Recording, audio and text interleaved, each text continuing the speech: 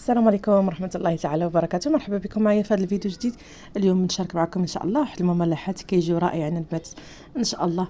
تعتمدوا في شهر رمضان المبارك. الله يدخلوا علينا وعليكم بالخير والصحة والسلامة ان شاء الله يا ربي. عندي هنا كيف ما كتشوفوا واحد الاناء ضفت فيه 3 الكيسان ديال الدقيق الابيض، كيف ما كتشوفوا العبار ديال الكاس، يعني المهم كتحكموا في الكميه اللي بغيتو نتوما بطبيعه الحال. هنا ضفت واحد شويه ديال الملحه، غير معلقه صغيره ديال الملحه. غادي نضيف معلقه صغيره ديال الخميره ديال الخبز كيف ما كتشوفوا.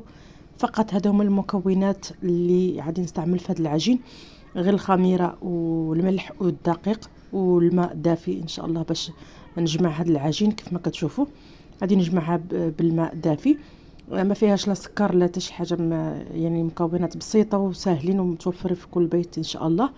كيف ما كتشوفوا غادي نجمع العجين معكم ان شاء الله ونكمل معكم الطريقه ان شاء الله.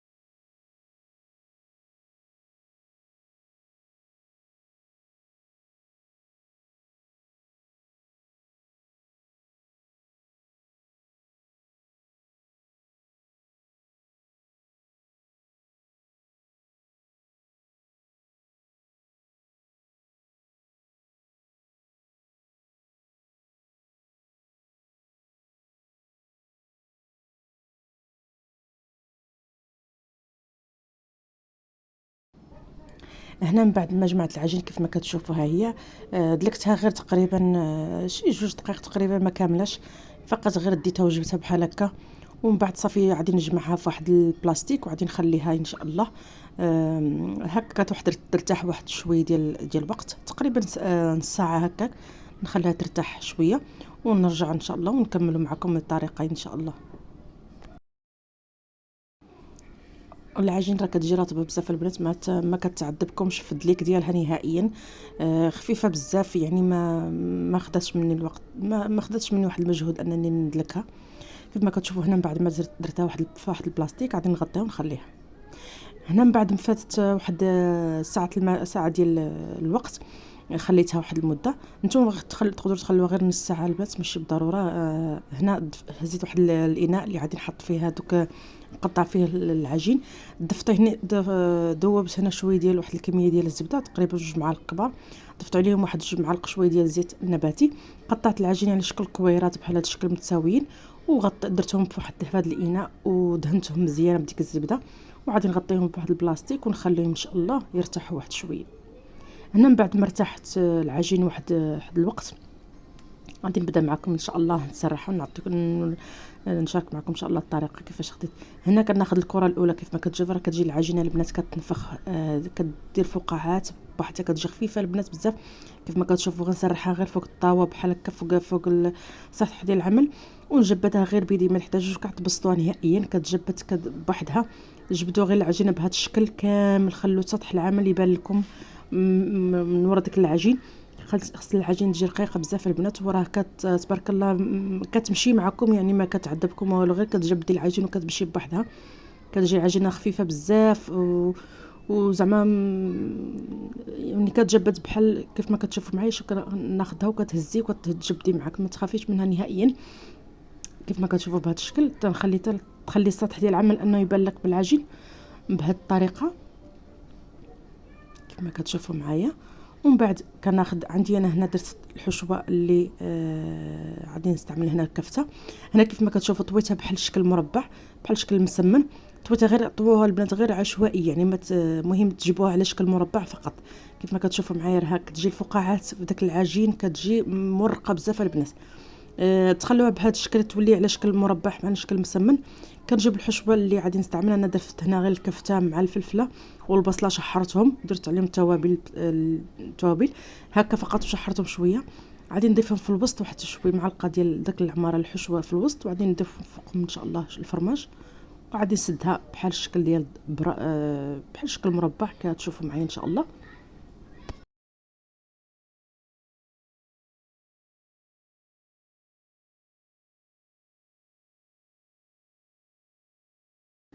كيف ما كتشوفوا معايا كنسد دوك الاطراف، الطرف مع الطرف المقابل معاه. غير تجروها البنات، راه كتجي ساهل انها تجر، يعني يعني كتجبد العجين بوحدها.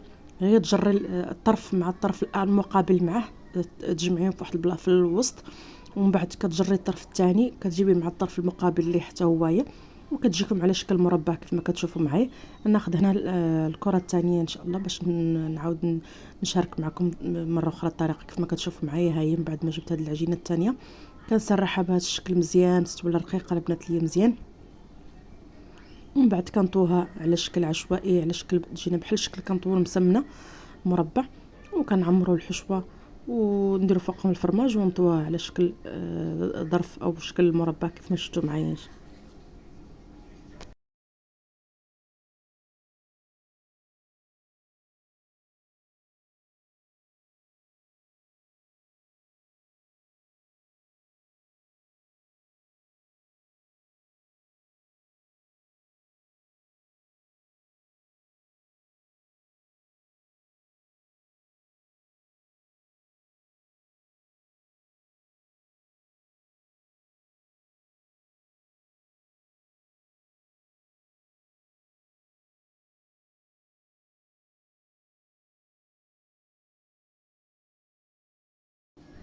وهنا من بعد ما كملت العجين كامل كيف ما شفتوا معايا كناخذ واحد الصفار ديال البيضه وغادي ندهن كامل من الفوق ديال دوك المملحات او دوك العجين كيف ما كتشوفوا بهذه الطريقه. ندهنوهم مزيان، ونكون هنا سخنت الفران قبل شعلته على 220 درجه،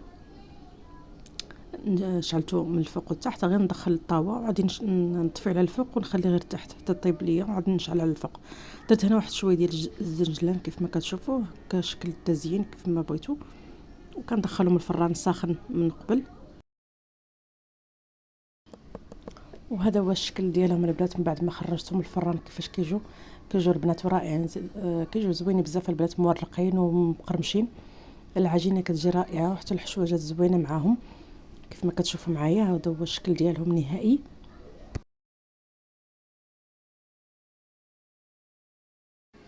هنا راه كانت العجينه سخونه بزاف ما قدرتش نقطعها، حاولت نجيها الجهه كنقلبها لانها كانت سخونه بزاف. يلا خرجت من الفران كيف ما كتشوفوا والله العظيم صراحه جات رائعه ما شاء الله. مرقين دوك الورقات من الداخل، يعني صراحه بحال صايبتيهم بالورقه البسطيله. كتجي رائعه العجين، زوينه بزاف وسهله كيف ما كتشوفوا معايا. يعني مكونات ساهلين وبساط، يعني ما كتحتاجش كثره المقادير، وبسيطه وسهله زعما صراحه ما خداتش من الوقت ما والو. وكيجي شكلهم زوين كيف ما كتشوفوا معايا. نتمنى ان شاء الله تجربوهم، والى عجبكم ما تنسونيش بواحد اللايك وتعليق في على الفيديو. وكنقول لكم شكرا على المشاهده، والى اللقاء لفيديو جديد ان شاء الله.